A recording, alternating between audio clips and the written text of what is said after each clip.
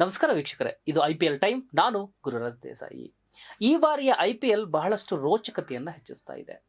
ಎಲ್ಲ ತಂಡಗಳು ಈಗಾಗಲೇ ಸುಮಾರು 5 ಪಂದ್ಯಗಳನ್ನು ಆಡಿವೆ.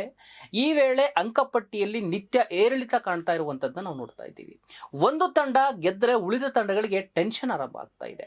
ಹೀಗಾಗಿ ಎಲ್ಲಾ ತಂಡಗಳು ತಮ್ಮ ಸುಸ್ಥಿರ ಪ್ರದರ್ಶನವನ್ನ ಕಾಪಾಡಿಕೊಳ್ಳುವಂತ ನಿಟ್ಟಿನೊಳಗಡೆ ಚಿತ್ತವನ್ನ ಹರಿಸಿರುವಂತದ್ದನ್ನ ಗಮನಿಸಬಹುದು.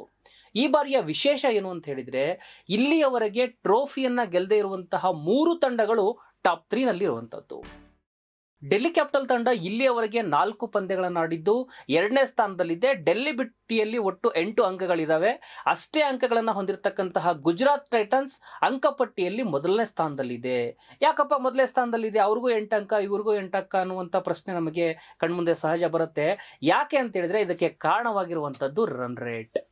ಗುಜರಾತ್ 1.413 ರನ್ ರೇಟ್ ಅನ್ನ ಹೊಂದಿದ್ರೆ, ಡೆಲ್ಲಿ 1.278 ಸ್ಟ್ರೈಕ್ ರೇಟ್ ಅನ್ನ ಹೊಂದಿರತಕ್ಕಂಥದ್ದು ನಾವಿಲ್ಲಿ ನೋಡ್ತಾ ಇದ್ದೀವಿ. ತವರಿನಲ್ಲಿ RCB 2ನೇ ಸೋಲನ್ನು ಕಂಡಿದ್ರೂ ಕೂಡ ಅಂಕಪಟ್ಟಿಯಲ್ಲಿ 3ನೇ ಸ್ಥಾನದಲ್ಲಿ ಭದ್ರವಾಗಿದೆ. RCB ಆಡಿದಂತಹ 5 ಪಂದ್ಯಗಳಲ್ಲಿ 3 ಗೆದ್ದು 2 ಅದು ಸೋತ್ಕೊಂಡಿದೆ. ಒಟ್ಟು 6 ಅಂಕಗಳೊಂದಿಗೆ 0.539 ರನ್ ರೇಟ್ ಅನ್ನ RCB ಹೊಂದಿರತಕ್ಕಂಥದ್ದನ್ನ ನಾವು ನೋಡ್ತಾ ಇದ್ದೀವಿ. ಇದು 3ನೇ ಸ್ಥಾನದೊಳಗಡೆ ಇದೆ. ಇನ್ನು ಆಡಿರುವಂತಹ 4 ಪಂದ್ಯಗಳಲ್ಲಿ ಕೇವಲ 3 ಪಂದ್ಯವನ್ನ ಜಯಿಸಿರ್ತಕ್ಕಂತಹ ಪಂಜಾಬ್ ಕಿಂಗ್ಸ್ 11 ಏನಿದೆ, ಅದು 6 ಅಂಕವನ್ನ ಕಲೆ ಹಾಕಿ ಈಗ 4ನೇ ಸ್ಥಾನದೊಳಗಡೆ ಇದೆ. ಇನ್ನು ಲಕ್ನೋ ತಂಡ 6 ಅಂಕಗಳನ್ನ ಕಲೆ ಹಾಕಿದ್ದು ಈಗಾಗಲೇ ಅದು 5ನೇ ಸ್ಥಾನದಲ್ಲಿರುವಂತದ್ದನ್ನ ನಾವು ನೋಡಬಹುದು. ಪ್ಲೇ ಆಫ್ ಕನಸನ್ನ ಅದು ಜೀವಂತವಾಗಿರಿಸಿದೆ. ನಾನು ಕೂಡ ಟಾಪ್ 4 ನಲ್ಲಿ ಬರುವಂತಹ ಸಾಧ್ಯತೆ ಇದೆ ಅನ್ನುವಂಥದ್ದನ್ನ ಲಕ್ನೋ ತಂಡ ತೋರಿಸ್ತಾ ಇದೆ.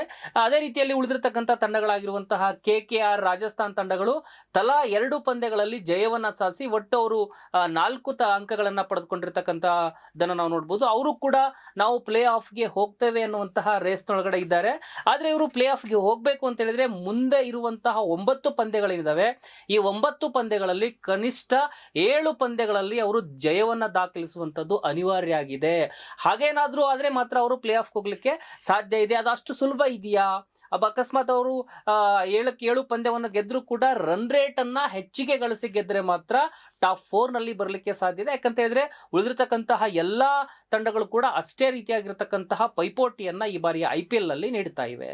ಇನ್ನು ಮಾಜಿ ಚಾಂಪಿಯನ್ಗಳಾಗಿರುವಂತಹ Chennai Super King, Mumbai Indians ಮತ್ತು ಸನ್ ರೈಸರ್ಸ್ ಹೈದರಾಬಾದ್ ತಂಡಗಳಿದ್ದಾವೆ. ಇವು ಕಳಪೆ ಪ್ರದರ್ಶನದ ಕಾರಣದಿಂದಾಗಿ ಆಡಿರುವಂತಹ 5 ಪಂದ್ಯಗಳಲ್ಲಿ ಕೇವಲ ಒಂದೊಂದನ್ನು ಗೆಲುವನ್ನು ದಾಖಲಿಸಿ ಕ್ರಮವಾಗಿ 8, 9 ಮತ್ತು 10ನೇ ಸ್ಥಾನದಲ್ಲಿ ಇದಾವೆ ಅನ್ನುವಂಥದ್ದು ನಾವು ನಮಗೆ ಈ ದೃಶ್ಯಗಳಲ್ಲಿ ಚಿತ್ರಣದಲ್ಲಿ ಸ್ಪಷ್ಟವಾಗಿ ಕಾಣಿಸ್ತಾ ಇದೆ.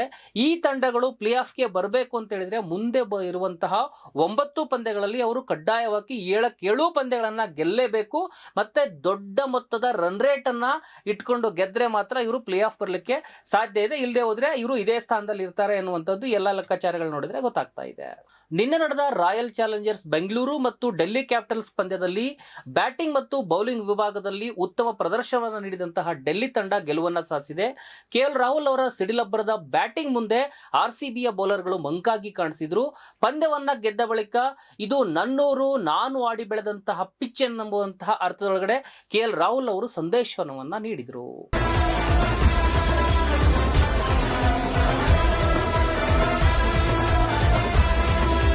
ಇಂದಿನ ಪಂದ್ಯದಲ್ಲಿ ಚೆನ್ನೈ ಸೂಪರ್ ಕಿಂಗ್ ಮತ್ತು ಕೋಲ್ಕತ್ತಾ ನೈಟ್ ರೈಡರ್ಸ್ ತಂಡಗಳ ನಡುವೆ ಇಂದು ರಾತ್ರಿ 7 ಗಂಟೆಗೆ ಪಂದ್ಯ ನಡೀತಾ ಇದೆ. ಈ ಪಂದ್ಯ ಚೆನ್ನೈನ MM ಚಿದಂಬರಂ ಕ್ರೀಡಾಂಗಣದಲ್ಲಿ ನಡೀತಾ ಇದ್ದು, MM ಚಿದಂಬರಂ ಕ್ರೀಡಾಂಗಣ ಸ್ಪಿನ್ ಬೌಲರ್ಗಳಿಗೆ ಹೇಳಿ ಮಾಡಿಸಿದಂತಹ ಪಿಚ್ ಆಗಿದೆ. ಹಾಗಾಗಿ ಸ್ಪಿನ್ ಬೌಲರ್ಗಳ ಆಟ ಇಲ್ಲಿ ನಡೆಯುತ್ತೆ ಅನ್ನುವಂಥದ್ದನ್ನ ಬಹುತೇಕ ಕ್ರಿಕೆಟ್ ವಿಶ್ಲೇಷಕರು ಹೇಳ್ತಾ ಇದ್ದಾರೆ.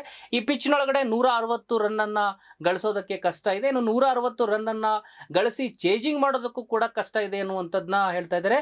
ಯಾರು ಪವರ್ ಪ್ಲೇ ನಲ್ಲಿ ಉತ್ತಮವಾಗಿ ಆಟವನ್ನ ಆಡ್ತಾರೋ ಅವರು ಖಂಡಿತ ಗೆಲ್ತಾರೆ ಅನ್ನುವಂಥದ್ದು ಕ್ರಿಕೆಟ್ ತಜ್ಞರ ಲೆಕ್ಕಾಚಾರ ಆಗಿದೆ. ಬೆಟ್ಟಿಂಗ್ ಆಟಕ್ಕೆ ಬಲಿಯಾಗಬೇಡಿ, ಜೀವನವನ್ನ ಕಳೆದುಕೊಳ್ಬೇಡಿ ಅಂತ ಹೇಳ್ತಾ ಈ ಸ್ಟೋರಿಯನ್ನ ಮುಗಿಸ್ತಾ ಇದ್ದೀನಿ. ಮತ್ತೊಂದು ಸ್ಟೋರಿಯೊಂದಿಗೆ ಮತ್ತೆ ಭೇಟಿಯಾಗೋಣ. ವಸ್ತುನಿಷ್ಠ ವಿಶ್ಲೇಷಣೆಗಾಗಿ ಜನಶಕ್ತಿ ಮೀಡಿಯಾ ನೋಡ್ತಾ ಇರಿ.